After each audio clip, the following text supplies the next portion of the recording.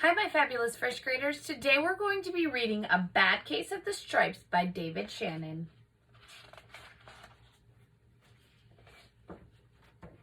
Camilla Cream loved lima beans, but she never ate them. All her friends hated lima beans, and she wanted to fit in. Camilla always worried about what other people thought of her. Today she was fretting even more than usual. It was the first day of school, and she couldn't decide what to wear.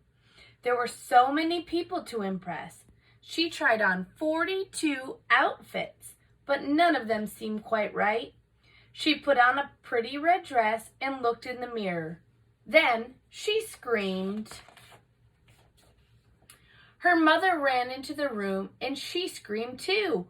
"Oh, my heavens!" she cried. "You're completely covered with stripes." This was certainly true. Camilla was striped from head to toe. She looked like a rainbow. Mrs. Cream felt Camilla's forehead. "Do you feel all right?" she asked. "I feel fine," Camilla answered, "but just look at me." "You get back in bed this instant," her mother ordered. "You're not going to school today." Camilla was relieved. She did not want to miss the first day of school, but she was afraid of what the other kids would say, and she had no idea what to wear with those crazy stripes.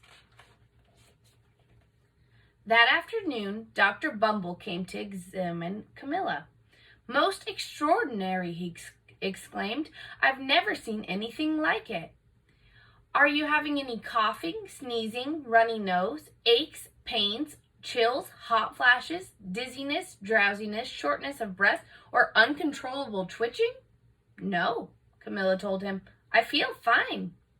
"Well then," Dr. Bumble said, turning to Mrs. Cream, "I don't see any reason why she shouldn't go to school tomorrow. Here's some ointment that should help clear up those stripes in a few days. If it doesn't, you know where to reach me." And off he went.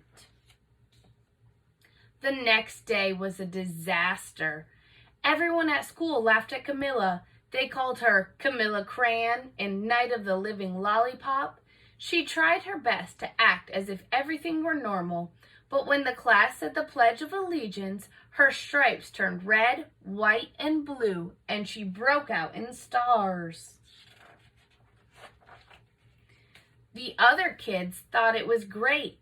One yelled out, "Let's see some purple polka dots." Sure enough, Camilla turned all purple polka dotty. Someone else shouted, "Checkerboard," and a pattern of squares covered her skin.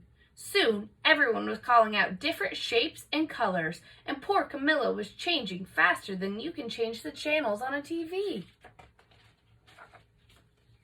That night, Mr. Hams, the school principal, called. "I'm sorry, Mrs. Cream," he said.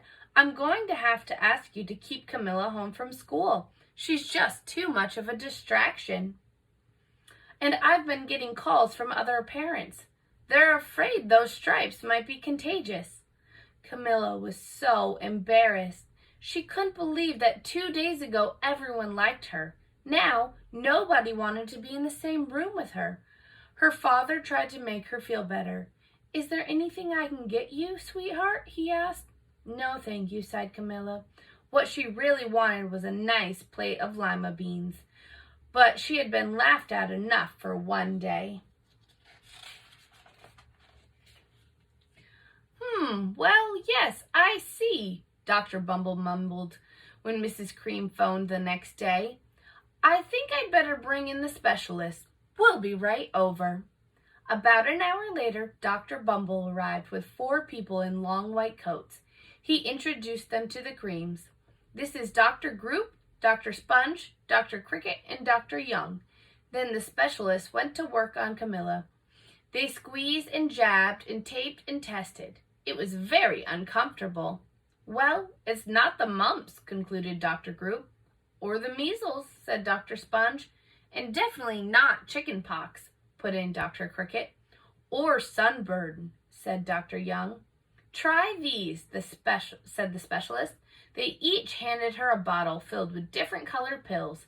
"Take one of each before you go to bed," said Dr. Group.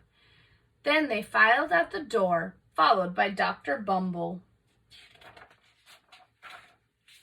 That night, Camilla took her medicine. It was awful. When she woke up the next morning, she didn't feel different, but she got dressed and her clothes didn't feel right. She looked in the mirror, and there, staring back at her, was a giant, multicolored pill with her face on it. Dr. Bumble rushed over as soon as Mrs. Cream called, but this time, instead of specialists, he brought in experts.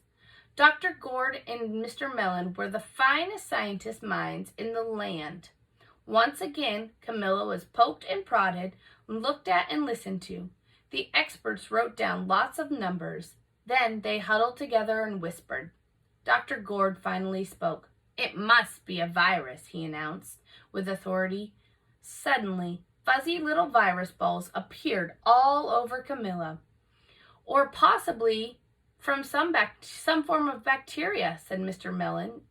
Out popped squiggly little bacteria tails.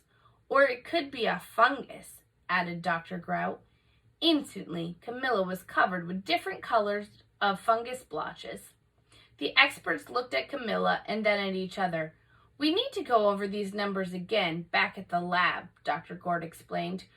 "We'll call you when we know something." But the experts didn't have a clue, much less a cure. By now, the TV news had found out about Camilla. Reporters from every channel were outside her house, telling the story of the bizarre case of the incredible changing kid. Soon, a huge crowd camped out on the front lawn. The Creams were swamped with all kinds of remedies from psychologists, allergists, herbalists, nutritionists, psychics, an old medicine man, a guru, and even a veterinarian. Each so-called cure only added to poor Camilla's strange appearance until it was too hard to even recognize her. She sprouted roots and berries and crystals and feathers and a long furry tail, but nothing worked. One day, a woman who called herself an environmental therapist claimed she could cure Camilla. "Close your eyes," she said. "Breathe deeply and become one with your room." "I wish you hadn't said that," Camilla groaned. Slowly, she started to melt into the walls of her room. Her bed became her mouth. Her nose was a dresser, and 2 paintings were her eyes. The therapist screamed and ran from the house. "What are we going to do?" cried Mrs. Cream. "It just keeps getting worse and worse." She began to sob. At that moment, Mr. Cream heard a quiet little knock at the door. He opened it, and there stood an old woman who was just as plump and sweet as a strawberry. "Excuse me," she said brightly, "but I think I can help." She went into Camilla's room and looked around. "My goodness," she said with a shake of a hand. "We haven't seen a case. What we have here is a bad case of the stripes. One of the worst I've ever seen." She pulled a container of small green beans from her bag. "Here," she said. "These might do the trick." "Are those magic beans?" asked Mrs. Cream. "Oh my, no," replied the old woman kindly. "There's no such thing. These are just plain old lima beans. I'd bet you like some, wouldn't you?" she asked Camilla. Camilla wanted a big heaping plateful of lima beans more than just about anything, but she was afraid to admit it. "Yuck," she said. "No one likes lima beans, especially me." "Oh dear," said the old woman sadly. "I guess I was wrong about you."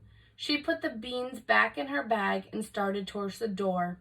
Camilla watched the old woman walk away. Those beans would taste so good, and being laughed at for eating them was nothing compared to what she had been going through. She finally couldn't stand it. "Wait," she cried. "The truth is, I really love lima beans." "I thought so," the old woman said with a smile. She took a handful of the beans and popped them into Camilla's mouth. Mmm, said Camilla. Suddenly, the branches, feathers, squiggly tails began to disappear. The whole room swirled around. When it stopped, there stood Camilla, and everything was back to normal. I'm cured, she shouted. Yes, said the old woman. I knew the real you was in there somewhere. She patted Camilla on the head. Then she went outside and vanished into the crowd. Afterward, Camilla wasn't quite the same. Some kids at school said she was weird, but she didn't care a bit. She ate all the lima beans she wanted, and she never had a touch of the stripes again. The end.